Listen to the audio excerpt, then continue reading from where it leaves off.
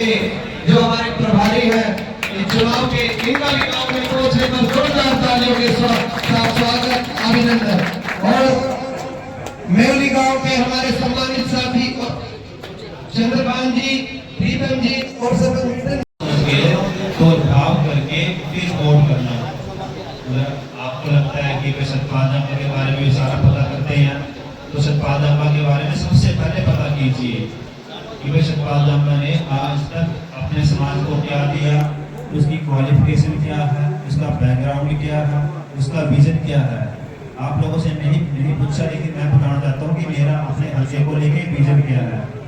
इसीलिए कि आप लोग बार बार ज़्यादा डाउट में ना पड़े, इसलिए मैंने अपने गांव जाम्बा को एक ऐसा रोल मॉडल गाँव बनाया है और आप लोगों के सामने पेश किया है कि आप लोग देख सको कि मैं अपने पुंडरी हल्का के बाकी जो गांव हैं उनको ऐसा बनाना चाहता हूं जैसे मेरा गांव जाम्बा है।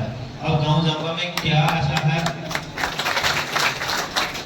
और गांव जाम्बा में ऐसा क्या चेंज है जो दूसरे गांव में नहीं है।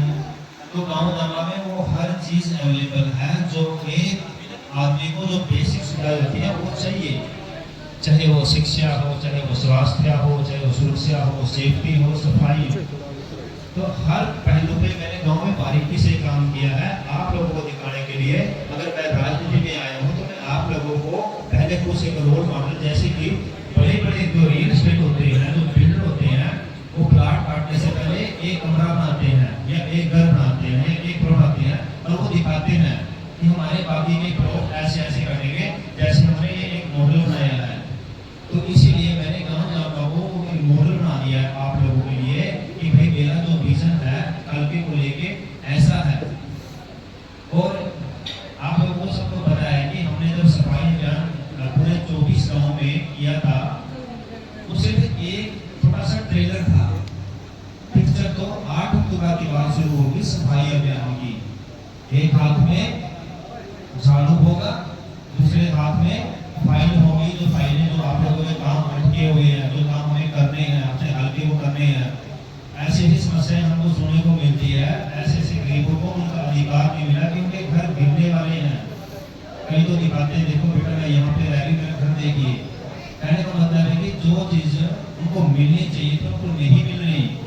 तो मेरा अब यही मकसद है, मेरा ये जुनून है कि मेरा पुंडरी हल्के में कोई भी ऐसा परिवार वंचित न रहे जिसका वो अधिकारी है, उसको अधिकार मिलना चाहिए। और हर चीज की शुरुआत अपने घर से होती है। तो मैं आप लोगों से अपील करूंगा, ये इलेक्शन को छोटा मोटा लेके मत चलिए। अगर आपको अपने हल्के में डेवलपमेंट और अपने हल्के को विकसित देखना है तो आप लोगों को एक होना पड़ेगा। आप लोगों को जात पात से बाहर निकलना पड़ेगा और शिक्षा को आगे रखना पड़ेगा। जब तक आप शिक्षा के आधार में नहीं सोचोगे तो हमारा देश कभी विकसित नहीं हो सकता। हमारे देश के बाद के जो देश आजाद हुए थे वो हमसे आगे चले गए हैं। और आगे क्यों चले गए हैं कि वहाँ जात पात इरादे का कोई सिस्टम नहीं है। वहाँ शिक्षा को सबसे आगे रखा जाता है, वहाँ विजन को देखा जाता है। हमारे यहाँ पे उल्टा काम हो रखा है, हम चीजों को देख ही नहीं रहे हैं। तो देखना पड़ेगा, सोचना पड़ेगा। अगर हम ऐसे ही चलते रहे हर 5 साल में जैसे इलेक्शन आए, तेरा बनाना मेरा बनाना, इस जात का बनाना उस जात का बनाना, जब तक हम इन चीजों से बाहर नहीं निकलेंगे हम अपने छोटा भविष्य सिक्योर नहीं कर पाएंगे। 12 का मतलब है कि हमारे बच्चे अब इसी देश में वो हर चीज पा सकेंगे जो हमारे बच्चे यहाँ से छोड़ के उस देश में जाते हैं उन चीजों को पाने के लिए। 12 का मतलब होता है कि वो हर चीज उनको यहाँ मिलेगी कि भाई चाहे वो शिक्षा हो, चाहे इंफ्रास्ट्रक्चर हो, चाहे रोजगार हो। और हमारे देश की जीडीपी पिछले 10 सालों में 11 नंबर से 5वें नंबर पे आ चुकी है। अब हमारा देश तरक्की की राह पे चल चुका है। बस आप लोगों को थोड़ा सा कष्ट और करना है, बड़ी सोच समझ के आप लोगों ने वोटिंग करनी है।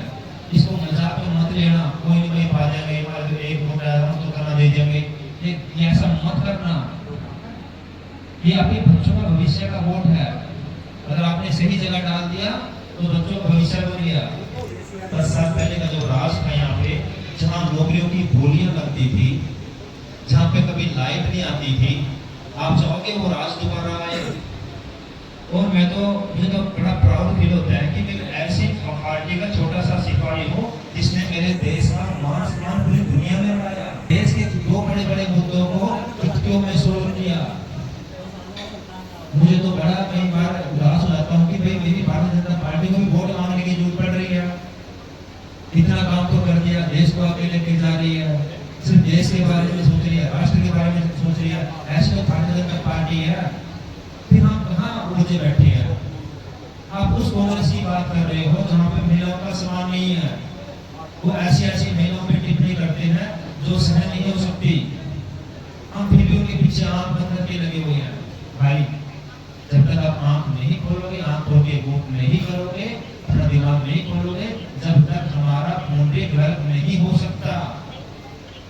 इसको डेवलप करने के लिए सबसे बड़ा योगदान आपका होगा। सोचिए, एक बार सोचिए, 10 बार सोचिए, 20 बार सोचिए। 5 तारीख तक आपके पास सोचने का टाइम है। 5 तारीख के बाद आपके पास 5 साल टाइम नहीं है सोचने का। फिर बोलोगे भाई वो पिछला अच्छा था। मैं सब बात जानूंगा आप लोगों के सामने सिर्फ और सिर्फ कुंडली के विकास के लिए वोट मांगता हूँ। और मैं 8 अक्टूबर के बाद 9 अक्टूबर से वो काम करने शुरू करूंगा जो बेसिक हमें चाहिए थी, जो आज तक नहीं मिले। कुछ गांव तो गांव गंद ज्यादा बनके रह गए हैं। इतनी गंदगी है उन गाँव में, उनको कौन साफ करेगा? वो हमारा फर्ज है, हम सबका फर्ज है। ये गांव हमारे हैं, हमने रहने हैं। और आने वाला फ्यूचर भविष्य बता देता हूँ गांव का है। शहरों में आबादी ज्यादा बढ़ गई है, जगह बढ़ गई है, पोल्यूशन ज्यादा हो गया है। वहाँ पे तो पार्क करने के लिए पार्किंग भी नहीं बची।